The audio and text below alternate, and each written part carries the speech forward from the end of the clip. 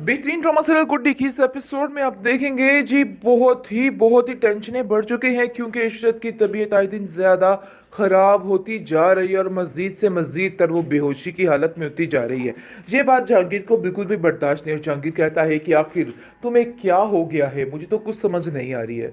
आखिर समझ ही नहीं आ रही है, मेरा दिल है कि मैं तुम्हें लेके जाऊँ और अपनी सारी मेडिसिन साथ लेके चलो ताकि मुझे पता चले डॉक्टर के साथ जाकर कि तुम क्या खा रही हो क्या नहीं खा रही हो। लेकिन ये सोनी बड़ा ही बहुत ही बुरे तरीके से काम कर रही है क्योंकि अब उसने चोरी करनी है तो अब मज़ीद अपनी माँ को बेहोश रखने की प्लानिंग करेगी।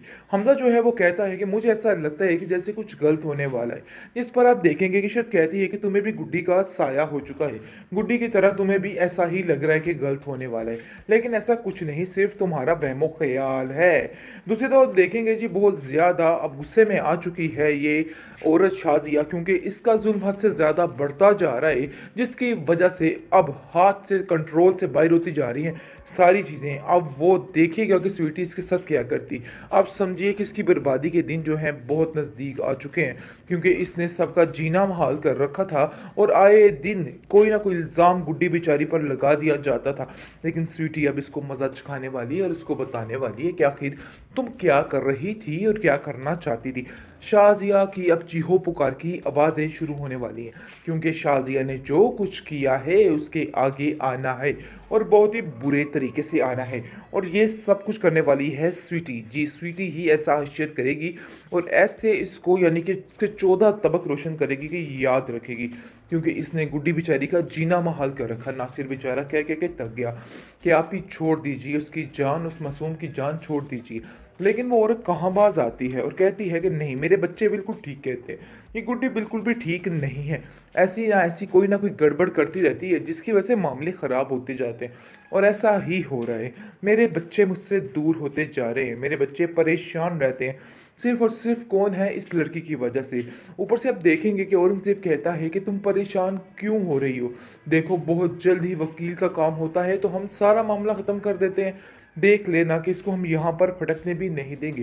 जिस पर शाजी कहती है मुझे तो ऐसा लगता है कि हमने कोई भी नुकसान पहुंचाने की कोशिश की इस लड़की को तो उल्टा वो नुकसान हमारे ऊपर ही आकर पड़ने वाला है। जिस पर औरंगजेब अभी भी इसकी बात का कोई यकीन नहीं कर रहा है।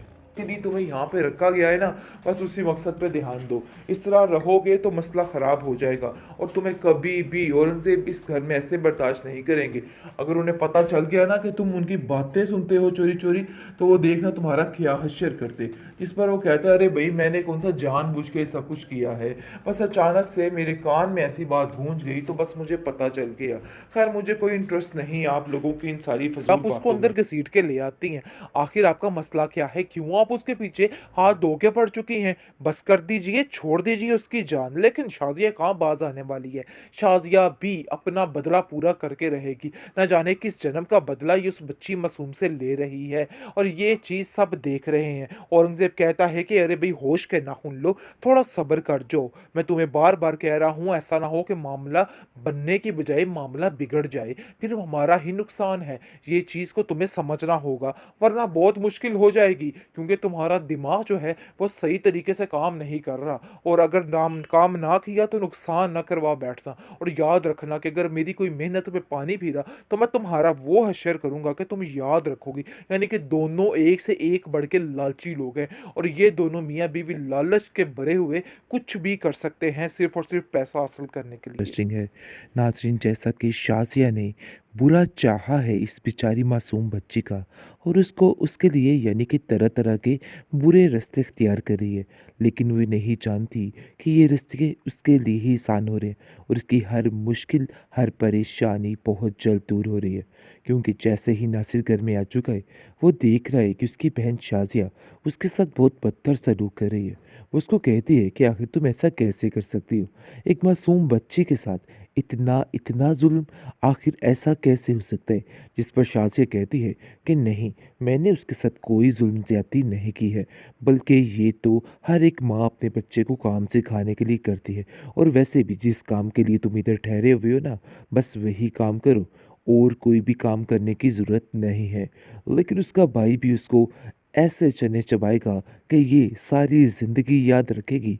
आप देखेंगे कि शाज़िया को दिन ब दिन इतना बेवकूफ़ बनाया जा रहा है कि वो समझ ही नहीं आ पा रही उसको कि आखिर क्या मसला है और क्या नहीं है। और उसको जैसा जैसा बताया जा रहा है वो वैसा ही समझी जा रही है।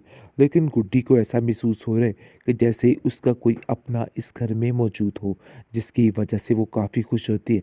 आगे से शाज़िया कहती है कि देखो, तुम्हें ज़्यादा खुश होने की ज़रूरत नहीं है। ये मत समझना कि तुम्हें इसकी सपोर्ट मिल गई है तो तुम्हें सब कुछ मिल जाएगा। देखो भई, ऐसा वैसा कुछ नहीं होने वाला।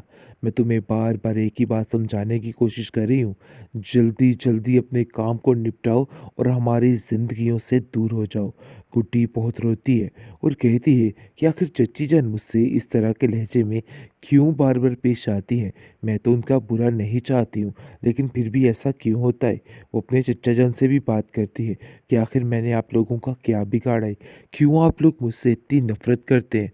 जिस पर उसका चचा कहता है कि तुम फ़िक्र मत करो, सब ठीक हो जाएगा। यानी कि उसको तो चालाकी बड़े बेहतरीन तरीके से करनी आती है। लेकिन शाज़िया आउट ऑफ कंट्रोल हो चुकी है और वो थक चुकी है हर बात को सह के। सहने से मुराद है गुड्डी को इस घर में रख के, क्योंकि वो एक पल के लिए भी किसी को बर्दाश्त नहीं कर सकती। ये उसकी बहुत बड़ी मजबूरी है जो कि उसको इस गुड्डी को बर्दाश्त करना पड़े।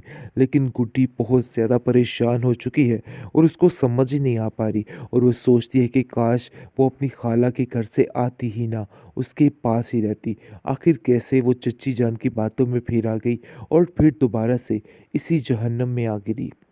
लेकिन अब कहती है कि पछताने का कोई फ़ायदा नहीं और स्वीटी को कहती है कि पता नहीं इन सब बातों का हल क्या है। मुझे तो कुछ समझ नहीं आ रही है। ऐसा लगता है कि चच्चा जान भी चच्ची के साथ मिले हुए हैं और इनका आपस में एक ही मकसद है। लेकिन जानबूझकर मुझसे ऐसे ये सारी हरकतें इसलिए की जा रही हैं ताकि मुझे महसूस ना हो। लेकिन कहीं न कहीं वो ये बात जान चुकी है। आप देखेंगे कि जैसे ही ये पीर उनके घर आ जाता है, शाज़िया की तबीयत दिन-ब-दिन काफ़ी ख़राब रहने लग जाती है और वो काफ़ी ज़्यादा उचाट भी रहने लग जाती है, क्योंकि वो उसके ज़हन से निकालने की कोशिश कर रहे हैं कि आपके घर में कुछ नहीं है। और वो स्वीटी के बारे में कुछ भी उसे नहीं बताता है, क्योंकि वो जानता है कि अगर स्वीटी के बारे में कुछ ऐसा बता दिया तो मामला काफ़ी गड़बड़ हो जाएगा। इसलिए वो गुड्डी को कहता है, गुड्डी बेटा, क्या तुम मुझे बता सकती हो कि असल माजरा है क्या? ये स्वीटी कौन है और क्या कर रही है? आखिर कुछ ना कुछ तो गड़बड़ ज़रूर है। जिस पर स्वीटी गुड्डी इनकार कर देती है और कहती है कि नहीं, मैं स्वीटी के बारे में कुछ नहीं बताऊंगी। मैं बस इतना जानती हूँ कि ये मेरी मामा का दिया हुआ आखिरी तोहफा है, इसके अलावा कुछ नहीं।